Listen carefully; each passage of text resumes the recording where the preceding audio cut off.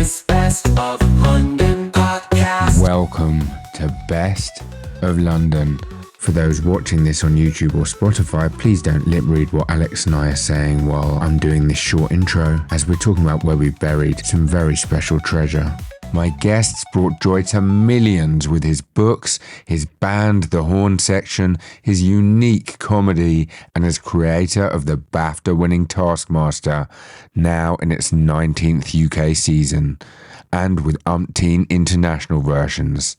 Today we exclusively reveal the first ever Alex Horne novel, and you'll find out where you can pre-order it so you're the first to receive it. This episode comes with full video of the interview on Spotify and YouTube, and if you comment or review, you could win a book signed by him and the customized scoop neck horn section t-shirt I'm wearing in the video, which could be worth a lot of honk.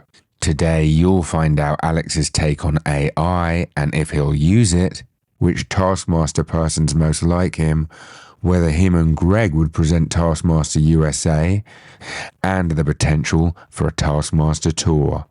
Today you'll also find out that a beautiful stranger's been watching you from afar. If you have any questions or comments, let me know in the comments section of the Spotify episode or on YouTube, and I'll answer every one. This is Best of London, according to Alex Horne. It's very nice to be here. Thank you for wearing the Horn Section hit show t-shirt. Well, I was lucky enough to see you guys actually at the O2 just last month, and I had such a good time. Everyone loved it so much. And I've actually put links for anyone listening to the tickets in the show notes, but can you tell me about this tour? Well, thanks for coming and thanks for having a good time. It's the band it's 5 musicians and 1 non-musician. I am the non-musician and I'm in charge of the musicians, and they don't like that. I enjoy controlling them. This is a dream come true for me. So it's a lot of mucking about. It's a lot of making musicians do things they don't want to do. There are some set pieces that we know what's going to happen, and then a lot of improvisation. So it's 6 men who should know better, having a laugh. But we wear smart clothes. We all wear the same trainers. So there's a lot going on, Ben. Well, I loved it, especially the bit where everyone had to get up and move. Yes, that sometimes happens. Sometimes we get the audience to move. Sometimes we don't. I don't want to put people off. But yeah, there's a fair amount of audience involvement. Yeah, I think we just want people to have a good time. They definitely won't learn anything, but they will hopefully have fun. Well, I'll guarantee that. I did actually recently read your books, Birdwatching and Wordwatching. Is it true that your next book in the series will be about groups of cows in fields? I see where you're going with that, Ben. No, well, yeah, there's been quite a gap since the last book. I think I'm done with the factual books. I'm trying fiction next. That's the plan. Oh, really? Yes. Oh, well, I'm very excited to hear that. I think I'd love to read a fiction book by you. And, well, you will have the chance in the summer. But the details are secret at the moment. But that's exciting to have a secret. Extremely exciting. Can you tell us anything at all about the book now?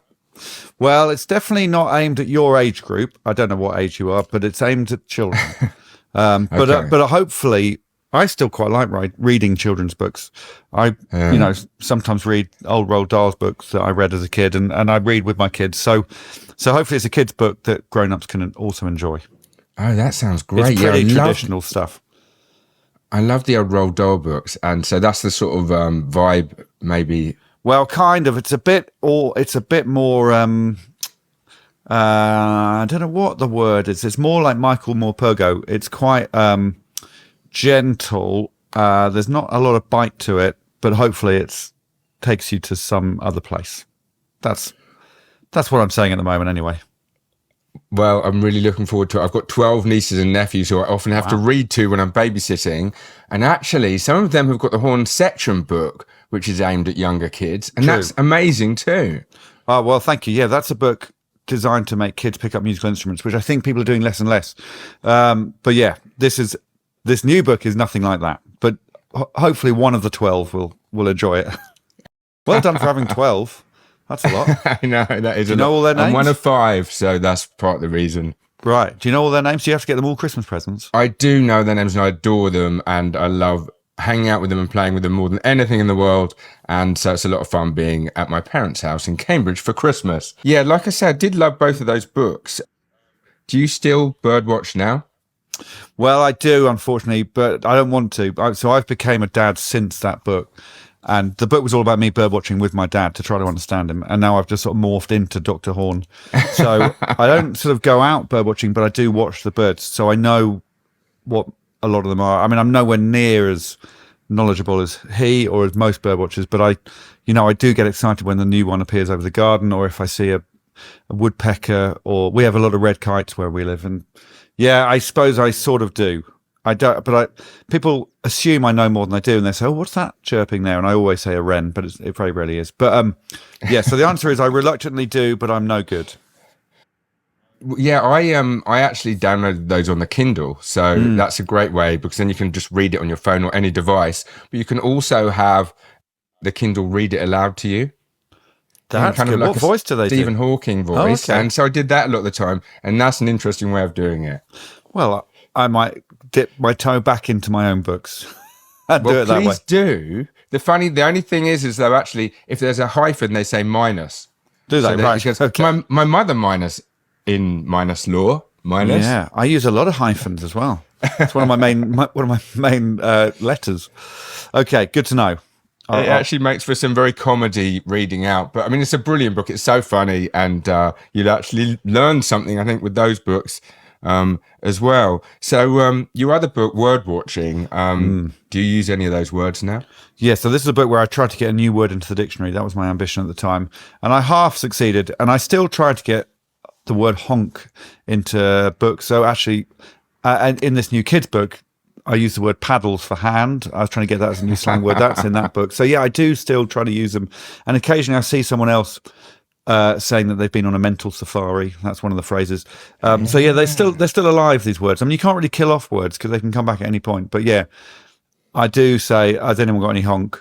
And they tend to know what I mean. And that means cash, if you didn't know that. So yes, there it is. It's in this podcast now. So as long as I still use it every now and again, there's still hope. I think so. I think that it could be one of those long-term projects that actually, by the time you leave this mortal coil, all of them will be in the dictionary, maybe. Well, that's the plan. That's the plan. It was a lot of fun doing it, and just seeing how most words are invented accidentally. You know, when you hear a new word, whatever it is, it's not a deliberate neologism. But so to try to do it deliberately was fun. But I basically learned that they have a life of their own. Yeah. Well, there's some really interesting ones in the book as well about words that I had no idea the etymology of these words. And yeah, crazy. Yes. Now I learned a lot, and I got to know Susie Dent through it a bit, and that was the main outcome of it, because she is my complete hero. And of course, yeah, you were on Countdown as well, which not everyone might know, the normal Countdown. Yeah, I was on Normal Countdown. I beat an old lady, so that was an ambition achieved. And I managed to find the word honk in the letters in one of the letters games, which was remarkable. So yeah, no, I've always loved Countdown. It's the best program. Bill Gates loves honk. Bill Gates loves honk. Yeah, I got those T-shirts printed. I wore them. Yeah. Now I've loved watching Taskmaster on TV, and actually I was lucky enough to go along in person to a couple of live recordings as well. And I think there's a magic with you and Greg that just makes you one of the world's best comedy duos. And with that in mind, I was wondering if you'd ever do redo an American Taskmaster with you two at the helm. I mean, we absolutely would. I take all those compliments, Ben. I don't necessarily agree with you, but, you know, it's very nice for you to say such nice things. I mean, yeah, if we did it again in America, it would definitely be with Greg as the Taskmaster. That's the plan. I think we would, we compromised a lot first time around, and we wouldn't this time. But who knows? I mean, I think television is in a strange place. So we're not going looking, but if somebody comes calling, we would absolutely jump at the chance. You know, we've been to America we did the Seth Meyers show, which was great. And we talked about the show. So there's definitely a bit of a following over there, and they love Greg and I love Greg. So yes, that would be a dream come true. Yeah, it really would be wonderful to have that. How about a tour? Do you think, can you ever see a Taskmaster tour, which you and Greg do? I don't know. The thing is, we have talked about it a lot, but what we wouldn't want to do on a tour is to pretend that we're doing these tasks for the first time every night. If we had 5 comedians, it would have to be fresh every night, have to be original, which means a lot of material. Well, there's a lot of practicalities with it. But there might be a way. You know, when we went to America last time, we did a Q&A session with an audience and we did a live screening of a show. So there's things like that was a lot of fun. So I'd love to do a tour with Greg, but whether or not it'd be a Taskmaster tour, I don't know. I also love all of the international versions of Taskmaster. Can you tell me any stories about any of those? Yeah, well, I've not seen them all.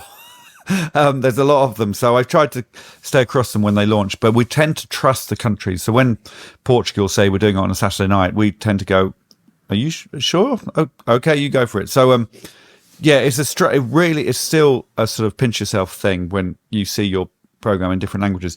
And the very first one was in Belgium, and we went across, myself and the 2 Andys, the producer and the director, went to watch it being filmed, and it was all in Flemish. And obviously we're quite skeptical, thinking, is this going to work? But as soon as it started going, we had a rough idea what was happening because we know the format, but they were doing their own tasks.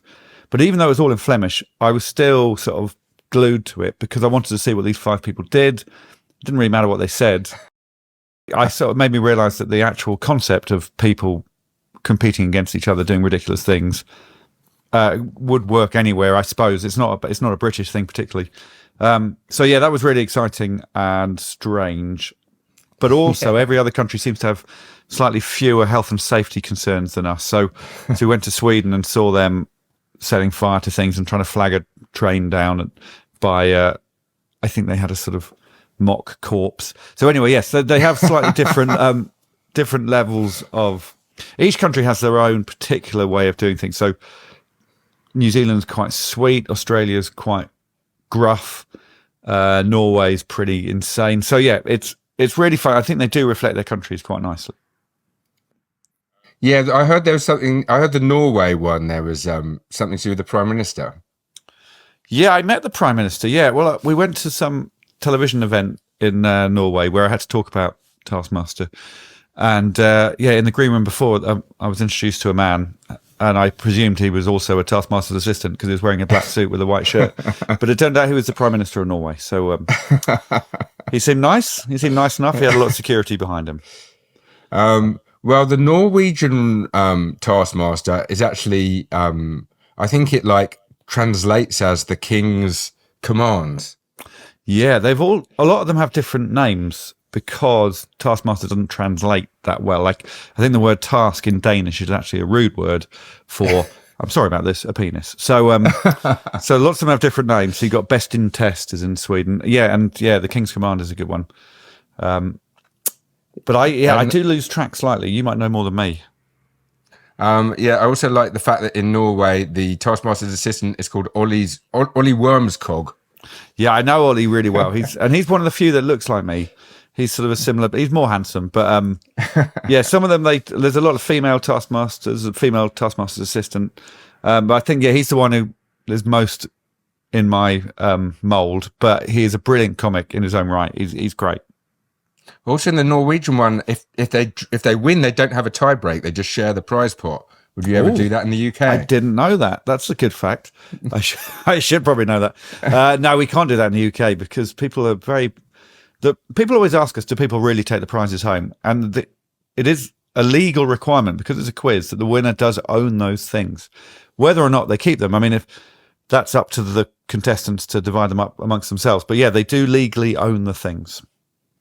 Yeah, talking of legally owning, it was interesting when you had Martin Lewis on recently for the New Year's treat. If you haven't seen it, watch it immediately. That was quite funny. When were you expecting him to come back with the legal requirements? I mean, I wasn't surprised. I mean, his brain is quick and he knows everything. So yeah, I did enjoy that as well. Yeah, we tried to hoist him by our petard, but he hoisted ourselves by that same one. So yes, he was brilliant for a one-off. I'm not sure I could cope with him 10 episodes in a row. Yeah, he's quite, he's quite serious in some ways. He's quite intense, but amazing in New Year's treats. So, I love it. Yes. Yeah, so good, and what a legend he is. I recently watched the French one as well, the Canadian Taskmaster. In French. I just saw the first one of them, but I learned French, and I thought it'd be good for my French to watch the Canadian one, and it is actually really good. Is it? Okay, that's good to know. Yeah, so Canada's a strange territory. They always call them territories in TV language because you've got Canada and then you've got French-speaking Canada, and you need to have two programs if you want to conquer both. So I think we're in one territory but not the other at the moment. Well, yeah, I suppose that makes it for US version is likely to go to Canada. So for a French-speaking one, also for all those people in France as well, then they can listen in their watch in their native language. Yeah, I've also loved going to the Taskmaster experiences. Lucky enough, they're quite near me. I'm quite near Tower Bridge. Lovely. And there's loads of free experiences that anyone can do by just turning up, enjoying the bar. And one of them is one of the best tasks of all time, throw the potato in the hole. Did you try out any of those tasks? And would you do? Well, look, it does make you realise the show itself is pretty straightforward, isn't it? If the best task is throw a potato in a hole, but you're right, that's all it needs to be. Sometimes we design all these really complicated ones, but actually people just want to see someone throwing a potato in a hole. And so I did go there and I tested some of the tasks, but you know what? It made me realise I would be an awful contestant because I get really competitive and lose any sort of fun in me. So actually I didn't do the potato one because I was scared I'd miss. And it's funny. Greg and I both, I think, have held back from ever doing any of the tasks. And occasionally the contestants turn the tables on me and make me do something. And I do lose all sort of confidence. And I like being in control, it turns out. Well, I would like to see you one day do some of those tasks at the Taskmaster experience. You mentioned loving Ken Dodd, and of course you were a mastermind, doing very well with him as your specialist subject. I was wondering, what comedy did your parents like when you were growing up, and were they Ken Dodd fans? Yeah, they were Ken Dodd fans. My great aunt looked like Ken Dodd, so I think that was the thing. But yeah, I really enjoyed when we were kids. I liked that his humour was there's a bit of cheekiness, there was music, there was some straight songs, they had a little band, he did ventriloquism, so he did a bit of everything, and I'd like that show music hall type thing. And actually me and the band, we sort of still do that, I suppose. Our humour is quite similar to his, even though you might think it's old fashioned, but I saw him a lot when he was still alive, and he always had new jokes every single night. He'd had them written on his hand, so he was a brilliant sort of hard-working comic. I really loved him. And we used to watch that together. I think in those days you watched more stuff as a family, and we struggle a bit nowadays to find stuff that the kids like.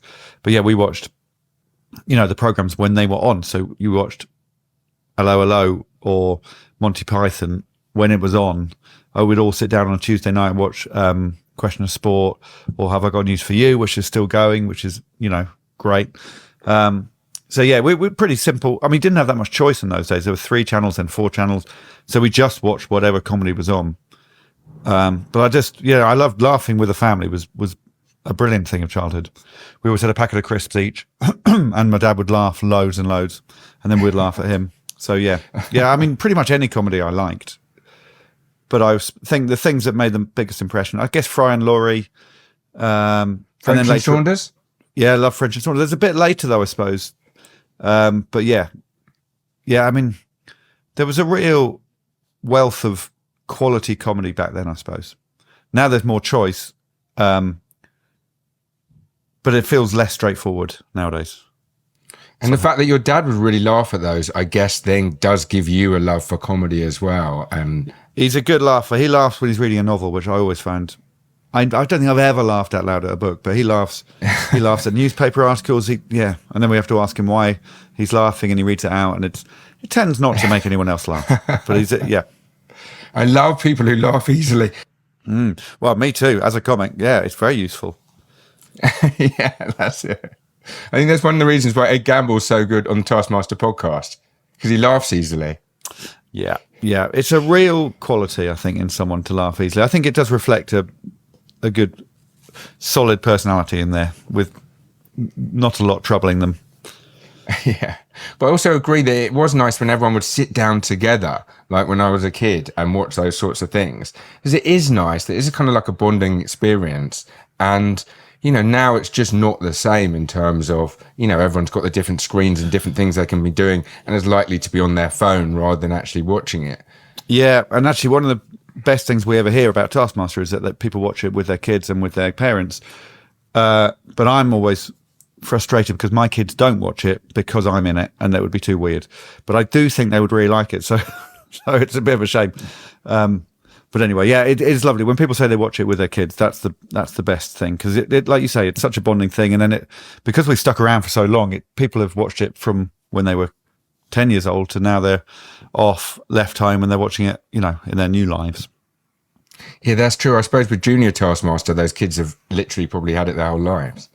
Yeah, and kids have a real affinity to it. We there is a version called Taskmaster bleeped, so all the swear words have gone, and a lot of parents watch that. But actually, I hear from a lot of parents who say they let their kids watch the normal one because there is swearing, but it tends to be well judged most of the time, and they know all the words, and they've got to learn how to use them. So, yeah, it's an odd one. We didn't think it would be a kids program, but it is really popular with very young kids, because I think they like seeing grown-ups behave like kids, and mucking about. So and everyone likes Greg because he's a giant. Yeah, that's it. Yeah, and all the contestants have just been amazing the whole time, and so that's good. And I do think for that reason, Taskmaster is actually something you can watch together as a whole family. And yeah, I hope so. And I think that New Year one with Martin Lewis, we do that every year, and that's a fun one because people can get round the telly and just watch a one-off, and they know these people already, so that you don't have to get to know them over the series. So that's a good way of getting people into the show, I think.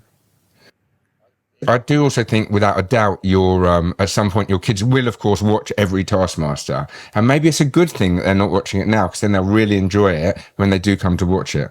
Yeah, let's say that. For sure. Even if it's like after you've gone. I was just going to ask you, what do you think of AI? Is that something you ever use? No, it's a good question. I've talked about it a lot over Christmas with my friends and family, actually, for some reason, because I guess a lot of people are talking about it in the media and in the world, and it's taking over. It's definitely here to stay. And it's got some great qualities. I think I'm scared of it in a creative way. It's a real Pandora's box for me. If I typed into AI, come up with some tasks for Taskmaster, then that's me done. I worry that it would come up with really good ones. And I'm sorry, that's my dog barking. That's okay. That's great. Lockie, there is a postman. She's quite an old-fashioned dog. Lockie, there you go. She's good. Yeah, I worry that if Taskmaster comes up with, if AI comes up with good tasks, then there's no point in me existing anymore. And I really pride myself when people ask who comes up with the tasks, and I can say it's me. Yeah. That's my main thing in life, and I really love doing it. And it's one of the few things I'm good at. So I just don't. It would just kill me, you know, if AI was good at it. So I have never used it, and I take pride in never using it, which is really stubborn, I think, because I'm sure it could come up with good things which would inspire great comedy. But it just doesn't feel right to rely on on AI to make people laugh. So, yeah, the answer is definitely no. Having said that, somebody demonstrated it to me. They said, let's get AI to write a poem about Alex Horne liking eating chocolate lobsters. There just is nonsense scenario, and the poem it came up with instantly was so good and funny and witty, and it rhymed, and it really scared me how good it was. So there, yeah, I don't know. Yeah, for now it's a no. And same with music as well in the horn section. We really pride ourselves on generating everything ourselves, and it doesn't mean it's the highest quality, but it means it's come from from our hearts. So yeah, it's an interesting one, AI. I tend not to put my head above the parapet in most things in life, and I definitely sit on the fence on it. I wouldn't say it's evil or good yet. It's just it's coming. Well, that's it. And when I speak to my nieces and nephews and say, "Oh, do you ever use AI to help you with your essays?" They're like, "I can't believe you ever wrote essays. without having AI. Yeah, and it's a tool, and it's sticking around. So it's good that kids need to learn how to use it. But yeah, it would scare me. I mean, I've got 3 kids at secondary school, so the teachers talk about it, and they say they can spot it if a kid's using it, and they just write in the margin, "Thank you, ChatGPT." But I'm imagining it's going to get more and more sophisticated and harder to spot. So I loved reading and listening to An Absolute Casserole with you and Jack Bernhardt, where you talk about the origins of Taskmaster. Now you're all the way to series 19. What can you tell us about that? Well, so that's all done and dusted. It comes out in, I guess, March, probably, I think. And I think it's a great one. So what happens is when the show's done, it gets sent to Ed Gamble because he does the podcast. So he then will send me very brief messages, and his message about this one was, "This is the most manic one yet." So that's exciting. So manic is a good thing, I think. A bit of energy on screen. And the whole point of Taskmaster is it's not 5 comedians behind desks talking. We want people to get up and, there's no script. They just muck about. And this 5 really did. The names have not been released yet, so I can't say who's in it, but they're all great. It's a really odd mixture. I don't think you could predict many or any of them. I have told people in the past there is someone from America who's exciting, who does not live in England. So it's a good mix. It's funny with Taskmaster. It's more of the same, but it's completely different. Yeah, I can't wait to hear. And can you tell us when that lineup's coming out? I would if I could, but I don't. I genuinely don't know. But it should be released soon, I imagine. Yeah, people can look out for it. Now, independent podcasting is known as the new rock and roll. So, do you agree that it'd be great to have an independent podcaster who has a show related to a major city on the Horn section and as a guest on Taskmaster? Right, Ben. Do you know such a person? I don't. I'm just thinking I could maybe find one. Well, look. I mean, podcasting, you're right. It does seem to be taking over the world, and they're very popular. This is a lovely one. We haven't had a podcaster who is, and I don't mean this in a bad way, just a podcaster. We're quite keen that we always have comedians or comedy writers or comedy actors first. But we have had, Alice Levine, I suppose, is maybe a podcaster first, as well as a broadcaster and a writer. So yes, maybe there is precedent there. Who knows, Ben? I will definitely. We have a long list of people. Yeah, that's it. Okay, yeah. If you ever need anyone at a moment's notice, you know where to come. Okay. So, to the best of London questions, right? I'm ready. That we ask every episode. First of all, what are your earliest memories of London? That's a good question. I mean, I think it's when I was maybe 13, 14. So I lived on the south coast of England in a place where there was no train station. So we used to get lifted up to Hazelmere, where you could get a train through Guildford to Waterloo. And eventually, when I was 13 or 14, I was given permission to go there by myself with my 2 friends, Ben and Joe, who are still in the Horn section. We're still best friends. And we would go up to Carnaby Street. So we'd get the train to Waterloo, then the tube to Oxford Street, and then walk down. And there was a shoe shop where we'd buy Dr. Martens. And it was all pretty sweet and straightforward. And, the train journey took hours because you had to actually, we got quite often the bus from Midhurst to Hazelmere, which took an hour in itself. So the whole thing would take a day to get a pair of shoes, and we'd do it twice a year, and it was brilliant. And my kids, we also now live outside of London, and it's a bit of an effort to get there. And they're on the brink of these trips that I once went on. So I think it hasn't really changed that much. They would still go to Carnaby Street to buy, nowadays it's tracksuits, but that's my main first memory, I suppose. So it's very much central London, big shops, spending £40 on DMs.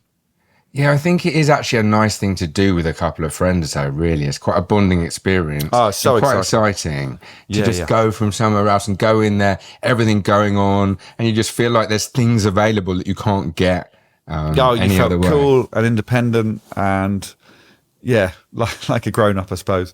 I mean, we always went to a show once a year, so we'd go to things like Cats or... what else do we see? But basically, Andrew Lloyd Webber musicals. So once a year, we'd go to a theatre. So I suppose that's always in my head as well. And we still try to do that with the kids. So we went to Harry Potter this year, and we love taking them to a big show. I don't quite know why, but there's just something magical about theatres, and it feels like good parenting. and hopefully it is, but they're mad. It's insane how much ticket prices are. But equally, I know that I know this world a bit now, and some people are making a lot of money, but a lot of people aren't. So I can see, these shows cost a lot to put on. There's a lot of people in them, and they're not earning loads of money. Everyone. So yeah, I think people should definitely take their kids to the theatre, whether it's local or London. Anyway, that's that. Yeah, no, I do think that's very true. It's a great idea to go out to make the most of the theatres in London. Did you ever do any school trips to London? I guess, God, none of them have stayed in my brain. We did sports trip, as in I'd played a lot of football, so we'd play against other teams. I can't remember doing a London school trip, but my memory is gone. I can remember about 8 things now from my previous 45 years. So, yeah, no, I don't really remember ever going to London on a bus with a school, but who knows? What's your best London venue? Well, there's a few. We performed quite a bit at Spiegel tents as a band, and there's quite often a Spiegel tent on the South Bank, which I always love. I recommend anyone going to a Spiegel tent. If you don't know what it is, it's this circular thing. It's called a mirror tent, and they're sort of old circus type vibes. And as soon as you go in one, they're magical. The Palladium is just so special. Ken Dodd, that was his sort of spiritual home, and we performed there a few times as a horn section, so that's always a treat. And that, again, you walk in and you can't not have a good time. And then somewhere like the Soho Theatre, where I was last night, actually, I might talk about that later on. The Soho Theatre is the home of comedy at the moment, and you go there any night of the week and you can see 3 or 4 fantastic comedians. I mean, the Comedy Store as well. I went on my first date with my wife there, and again, you can't not have a good time there. You'll see comics you haven't seen on telly who are all exceptional. So, yeah, those are my 4 recommendations. Yeah, Spiegel tent is a good one, actually, because they've had it in a few different places. They've had it at the South they Bank. move around. Yeah, they travel around. Yeah. Yeah, and they've all got a history as well. So there's one in Edinburgh, which a lot of them have come from Germany, and lots of them are 80 years old or older. So, and they're run by people who have stories. So, yeah, they're magical places. I'd love to read a book or write a book about them, to be honest. There must be stories to be told. Yeah, for sure. There was one actually as well at the Just for Laughs festival at the O2, where I also saw you and Greg doing wrestling. Yeah, we did wrestling. Yeah, I really hurt myself, actually. I think I broke a finger. Yeah, and I hurt someone else. So you have, this is a long story, but yeah, the wrestling is a great thing. If it comes back, definitely go and watch it. But I don't think I'll ever do it again because it's real. It's like it's rehearsed and it's choreographed, but it's real. You know, it really hurts and it's exhausting. So yeah, I had to wrestle a series of people, whereas Greg had to wrestle Rosie Jones. And she was amazing as well. She was so good. She is amazing. She is. They're both amazing people. But yeah, Max and Ivan's wrestling, that is. Go and see it when it's next on. What's the best thing you've seen in London? Ooh. Well, so yes, last night I saw something which I really loved, which was Bow and Ball. John Kearns and Adam Riches pretending to be Alfie Bow and Michael Ball, which they did as a bit of a laugh just before Christmas, but it was such a hit straight away that they've extended it. It was the last night, but it's coming back in April, so go and see that. I don't think it's necessarily the best thing I've ever seen, but it's up there. I really loved it, and it was really inspiring to just have a silly idea and follow through with it. I always loved La Clique as a night out. It's sort of burlesque, and there's comedy and there's magic. I don't know why, but I really loved it. I used to go and see that a lot. I'm so itching to see that again. I love Cirque du Soleil, that sort of thing. I'm quite an old-fashioned person, taste-wise. Bit of circus, a bit of magic. Love Darren Brown, that sort of thing. But I don't think there's a thing that is the best thing I've ever seen. I saw Tottenham throw away a 3-0 lead against Man City. That was quite funny. If you had to pin me down, let's say... or Harry Hill at the Comedy Store was magnificent once. One of those things. I'm fascinated by the Bow and Ball thing. Do they literally stay in character the whole time? Oh, yeah. Well, I saw it last night, and as I said, it was the last night of the run, and Alfie Bow was in the audience and came and joined them on the stage for the encore. So you had Alfie Bow and John Kearns being the same person, and there was a difference in the quality of singing. But it's great because the audience all get behind it, and it's ludicrous. And there's no real point to it. And it's not like a comedy show where you come away moved. You know, there's no sad story in it. It's just funny. It's just very funny. Yeah, I remember I didn't get tickets to see it, but I will definitely go in April. But I remember hearing about it and thinking, what the hell is this all about? Is this going to be I mean, I just, you know, I love John Cairns and I've seen him live a lot, but I think get your tickets now because it will sell out again. So get your tickets right now. Yeah, and Adam Rich is so brilliant. They've both won the Perrier Award, and he's such a great talent. And the two of them together is it really works. Okay, well, I shall look forward to going to see that. What's the best London event you've attended? There's an event every year that happens in September in a pub, which is my birthday with Tim Key. We sort of share a birthday party, and it's in a secret venue. I can't say where it is, but it's my favourite event every year. We invite everyone in our phone books, basically, and it's my favourite day of the year. So that's my favourite event. I drink everything I'm given. I eat a lot of food. We stay up as late as we can and behave like children. I heard that you're not very kind to any presents there. Well researched, Ben. No, I had this sort of weird tradition that I would rip up every card I was given. And I regret this, but it's another tradition that people know it now. So they give me cards that are pre-ripped or make them really hard to rip. And it's very ungrateful of me. But I do think birthday cards I don't really understand the system of birthday cards. You know, you have them, you put them up, you put them in the bin. So I cut out the middleman and destroy them immediately. Well, I'm a fan of a very, very, very long message in it, like crazily long message in it. So I do it with every birthday, even if I hardly know the person. Even with these 12 nieces and nephews? Yeah. Really? I think you're going to be you are a great uncle. And you will be a great, great uncle. So have you got a favourite birthday that you've had? No, I mean, they always go wrong. Quite often it's too hot or too cold, or we forget to book the room. So no, I don't think I have a particular favourite. They all blow into one, but there's always a surprise person. So because Tim and I both have worked with some quite well-known people, so we sort of loftily invite, I don't know, Hugh Dennis or someone, or Mel Gedroich or someone, and often they turn up, and that's always fun. Where you've got like my brother and someone from my old school chatting away to, in my mind, a comedy A-lister. So that's always fun. And because obviously people are people, and yeah, I think I sort of am vaguely in this weird world of celebrity, and any celebrities I know don't feel like celebrities. That, you know, they're very much ordinary people. So yeah, but it is still fun. There's no doubt that someone off the telly has a bit of showbiz glamour when you first meet them. So it's always fun to see people interact with people off the telly. Yeah, for sure. Yeah, that must be so surreal seeing like your brothers and so on interact with these people that you've seen on the telly. But also great to do that and just get everyone together in a pub and just do something nice where you actually get to catch up with people guilt-free and really enjoy the night. But yeah. Although I always, you know, speak to the same 3 people every year, and there's about 100 who I don't speak to. But is it not dangerous drinking anything you're given? Have you ever been sick? Oh, I don't think I've been sick, but I have woken up on someone's floor and I didn't know where I was. So yeah, it is dangerous. You're right. And I should know better. Yeah. So moving on, what's the best place to eat in London? I'm not very good with food. I know I eat anything. I like anything. I like KFC a lot. But there's a cafe called Jack's in Queen's Park that my wife and I used to go to pre-kids, which just does the best breakfast. So it's near a farmer's market. It's very gentrified. But yeah, it's a great place for a fry-up. People queue outside. Yeah, Jack's in Queen's Park. I guess it's still there. It's a bit of a legendary place, I think. That sounds good. And what sort of things do you like to order there? It's just your straight fry-up. There's no nonsense. Yeah. There's no avocado. I'm sure you can get avocado there, but for me, it's just the straight fried bread, hash browns, eggs, bacon, sausage, beans. Toast on the side, mug of tea. Yeah, nothing better. Nothing better in the whole world.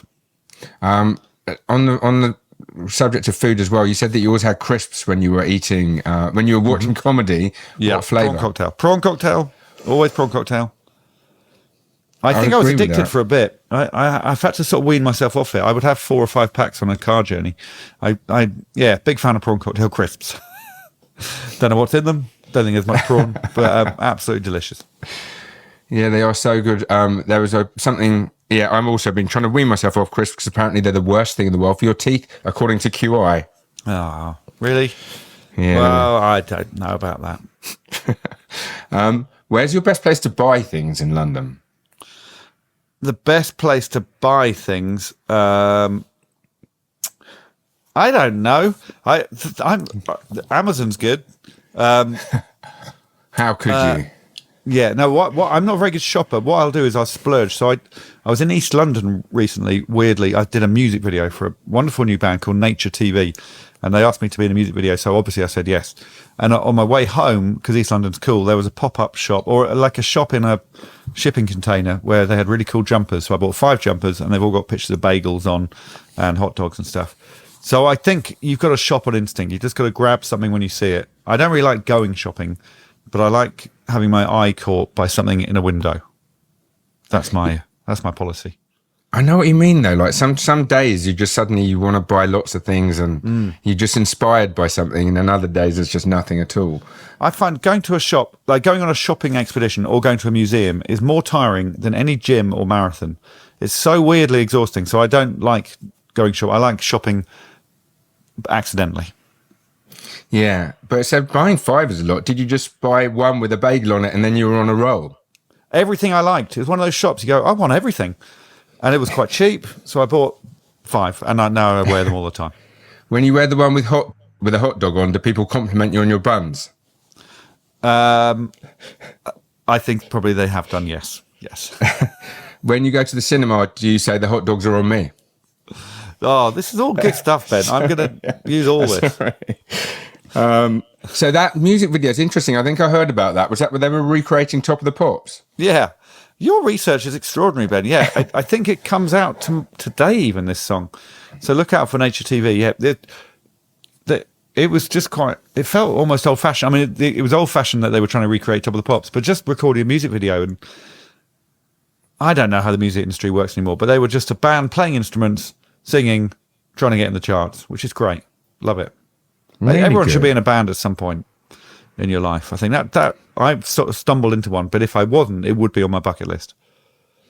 But the other thing is, I think maybe you show that you don't have to be the best singer or the best musician in the world. What are you talking about, Ben?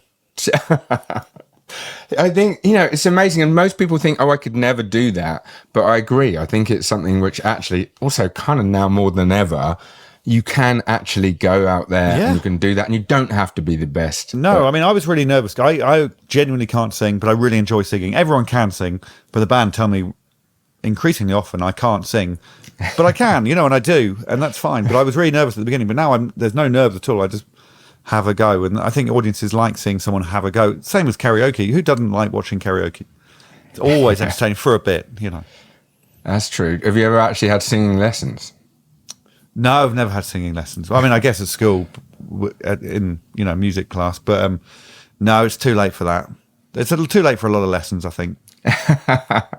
Well, I think I'm considering taking singing lessons. Go for it, Ben. Go for it. I am not. Can you tell us anything about the shoot of the video?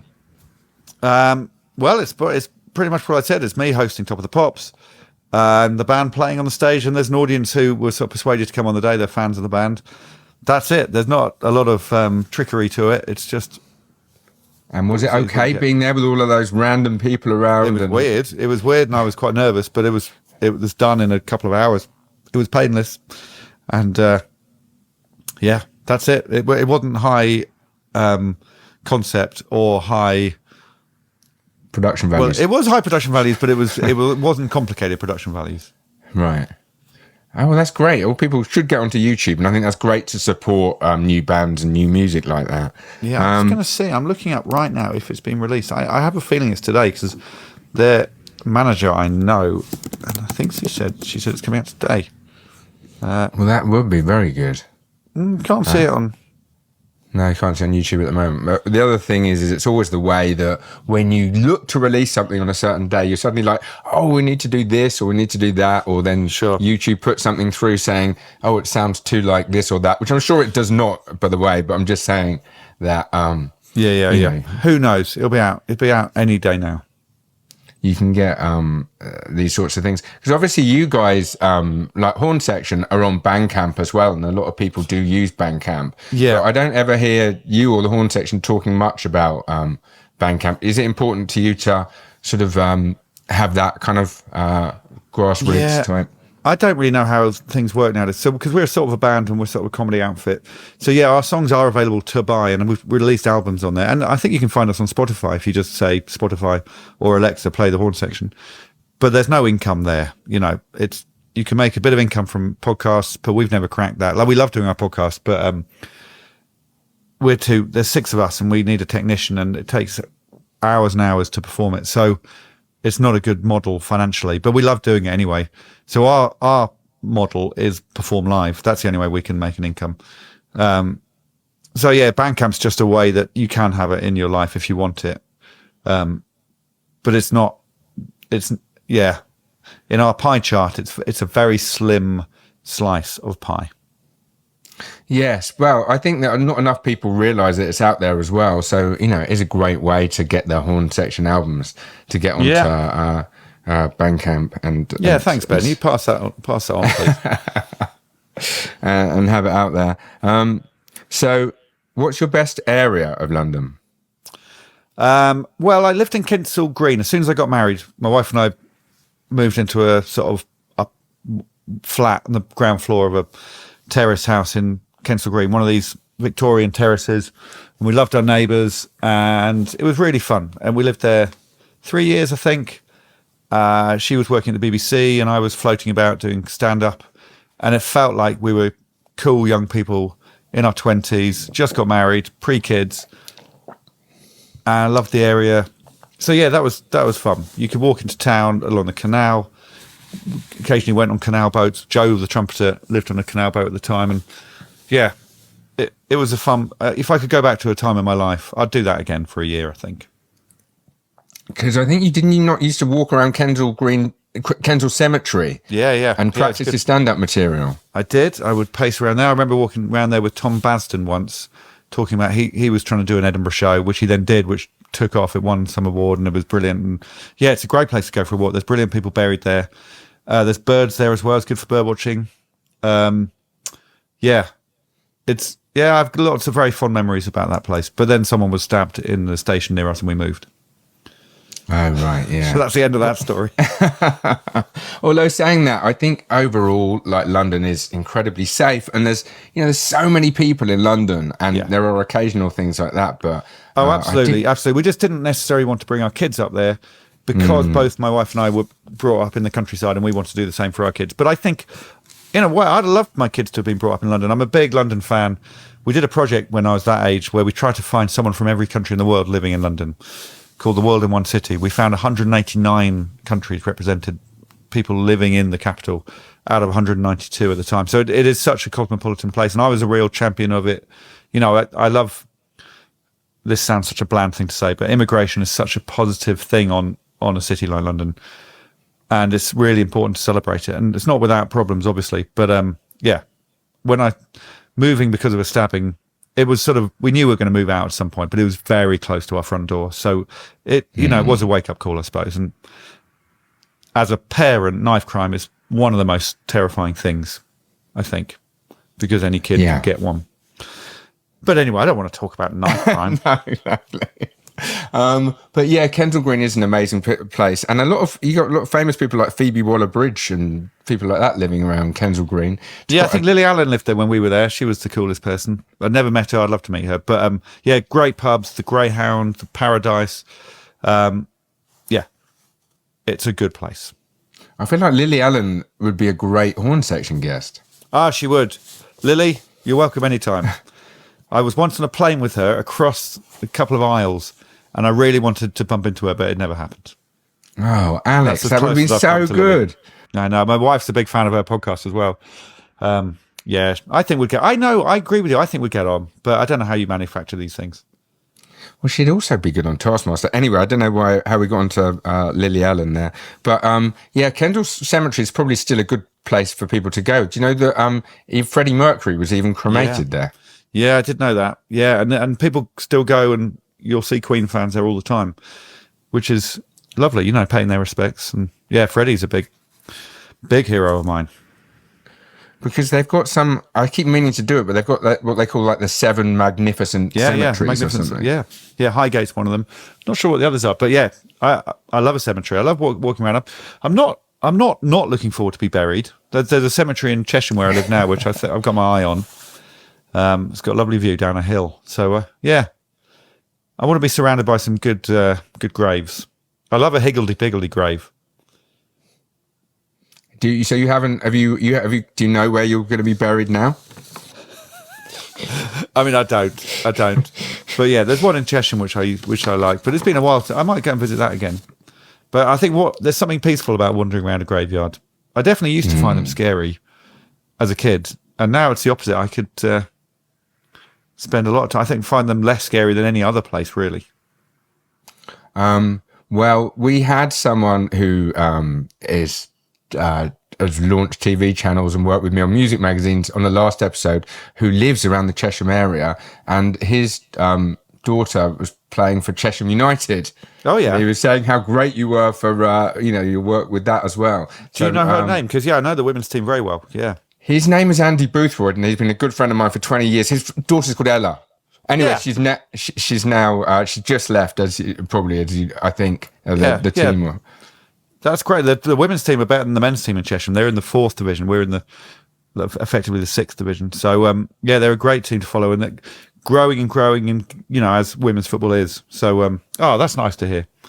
Yeah, it's I'm linked with the club, probably more with the men's team, and don't spend enough time with the women's team. But I do a comedy match every year, which is happening in May this year, where people from the men's and women's team play with comedians, and it's a lot of fun. And you realise how good these women are, which sounds patronising, but they are so good. So it's a good way of exposing the women's team to a big crowd. Can anyone buy tickets to that? Yeah, the tickets aren't out yet, but I think it's May the 10th this year. So yeah, there'll be about 4,000 people there. So it's a lot of fun at Chesham United. May the 10th or 11th, whatever Saturday that is. Yeah, that's good. Great to bring May the 10th. Bring like money to it, and it's so close to London as well. People can get out there. Oh, it's really on the easily. tube. Yeah, there's no excuse not to come. His life hack actually was the fact that the longest stop between tubes is between like Chesham and something else. Chalfont National, yeah. And Chesham's the furthest. It's the most outlying station from Charing Cross, which is where they're measured from. So yeah, it's a funny one. Chesham, do get the Met Line out there, because the last half an hour is beautiful. You're overground the last half an hour, and it's lovely. I mean, you have to plan your life around it, but yeah, I'm a big fan of the Met. And if you are going there, I did just have a quick look at the website, and there's amazing kit with there's like Taskmaster sponsored Chesham United football. Yeah, we sell a few of that kit around the world because people like having a Taskmaster for sure memorabilia. So yeah, we sponsored the kit for the last couple of seasons, and yeah, that should keep going, I think. Yeah, there's some brilliant ones on there. I really recommend people get on that website and order those as well. So that brings us to the final question, which is, what's your best London life hack? Good question. I think it's to walk everywhere. The tube's great, the bus is great, but walking is, you can get across the whole town and discover things. I think if you just plan your life so you've got 2 hours to get somewhere instead of 15 minutes, then you can get from east to west. You can walk the whole of the South Bank. You could walk along the canals. The Grand Union Canal is magnificent, and you suddenly find yourself next to the giraffes in the zoo or that floating Chinese restaurant. So yeah, I think walking is my life hack. Just walk everywhere. It's not as big as it seems. You can cover a whole tube line in a day. I live 30 miles from the centre of London, and you could do that in a day. And I'm, not in London. So yeah, walking, that's my answer. Yeah, I do think that's true, actually. You really get to see London and to make the most of it by doing that. And, it's just a great way to get around. It's just making that time to do it that could be hard. Do you ever cycle? No, I'm scared of cycling. I'm scared of a lot of things, but I'm scared of cars, and I'm not a very good cyclist. So I'm not a great pedestrian, if I'm honest. So yeah, I obviously people should cycle more and get a few more cars off the road, but I don't enjoy road rage or cycle rage or pedestrian rage or any rage. So yeah, I'm a pedestrian with a helmet. I mean, I'm not, but I would be. Well, I do think that's a wonderful, it's a wonderful idea to get people to do that. Have you ever walked all the way from way out west to or Chesham way into central London? No, that is on my bucket list. Well, I do a walk every year. There's a few of us dads who do a big sort of 20-mile walk every year, and we quite often walk from Chesham just as far as we can and then get the tube back. But often it's or a train back from somewhere. So yeah, we've never made it all the way into town, but one day we will. Yeah, I think it'd be a great idea. Now, I've got one final question, which I meant to ask earlier, which was about Leclerc. When you're there, do you have a kind of a favourite type of act and one that you like least? Yeah, that's a good question. I don't think, I mean, I love there's a guy who is like a acrobat dipping in and out of a bath, which I think is quite raunchy, but I just like it because he's brilliant at spinning around on a rope. So I enjoy that. And then I enjoy, often there's a sort of strict lady who's in charge. She's the MC and she's really funny. I don't know any of their names. I'm so sorry. There's a guy called, I didn't know one of their names, a guy called Frodo, I think, who gets in and out of a tennis racket. He manages to get he's a contortionist, gets his body through a tennis racket. But they're all funny. That's what I like about it. They've all got wit to them. But I don't have a favourite type. I like the pizzazz of it and the loud music, the brashness of it. It just feels it's very much out of my comfort zone in terms of being on that stage. So maybe that's why I like it. And it feels like it's quite sort of raunchy without being it's not for men or women. It's just sort of people in control of themselves. So yeah, I don't know why I like it. It's quite an odd character trope, but there it is. Do you see the ones where they do things like put a nail in them and eat broken glass? Don't mind that. Don't mind that at all. That's the one which I have to look away and turn away from. I love the rest of it, but there's always something around the corner, isn't there? That's done, and then you see. Yeah, that's true. That's true. Someone on roller skates for a minute. Yeah, it's so funny. And maybe you need the emotional roller coaster. Yeah. Sometimes it's just somebody singing a song brilliantly and taking their clothes off. But yeah. Well, thank you so much, Alex. I really appreciate you coming on today. It's been wonderful to have you as a guest. Thank you very much, Alex Horne. Thank you, Ben. Thank you, listeners. Goodbye. Well, thank you so much to Alex Horne for giving us what I truly believe was his best ever interview. He was so funny, insightful, thoughtful, open, and great use by him of the word neologism, from the Greek neo, meaning the lead character of the Matrix, and the word gism, meaning, thinking about it, it's from the Greek neo, meaning new, and the Greek word logos, meaning word.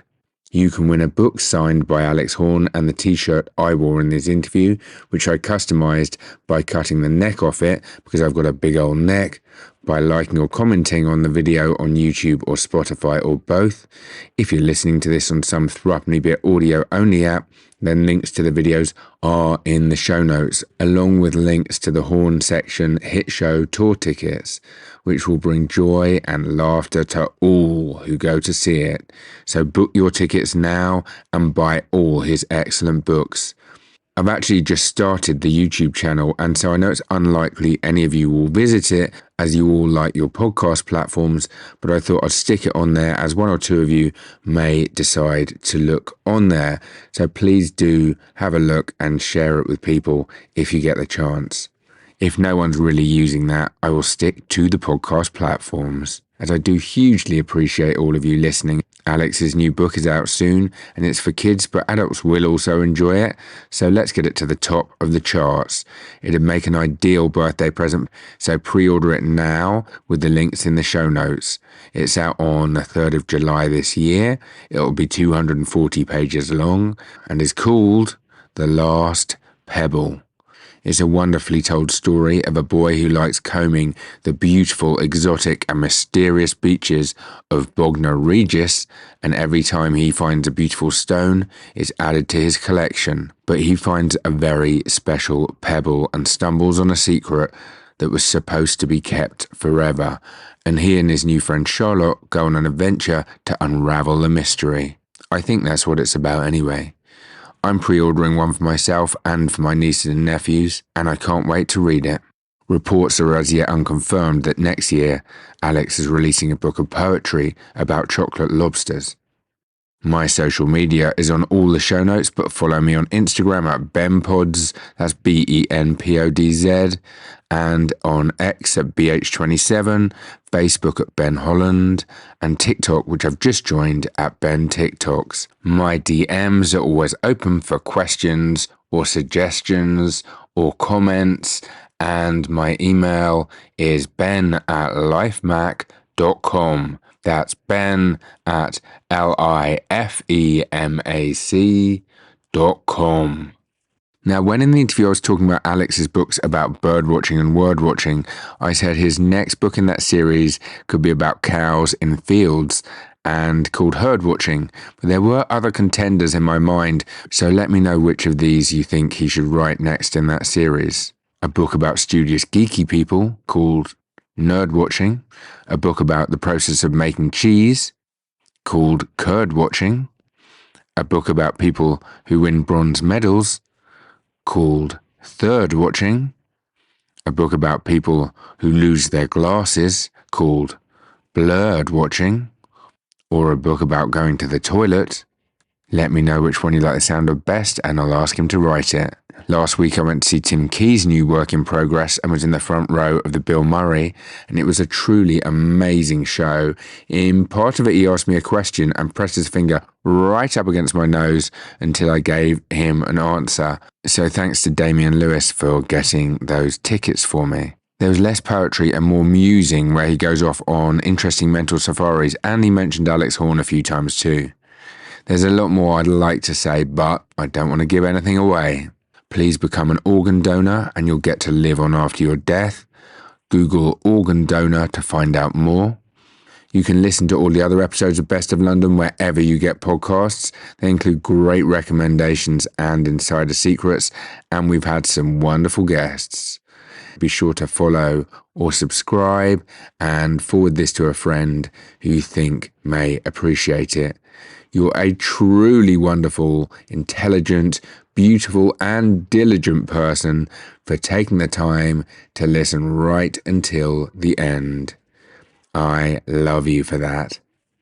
Check out the show notes to follow us on all our social media and forward this to a friend who you think will appreciate it.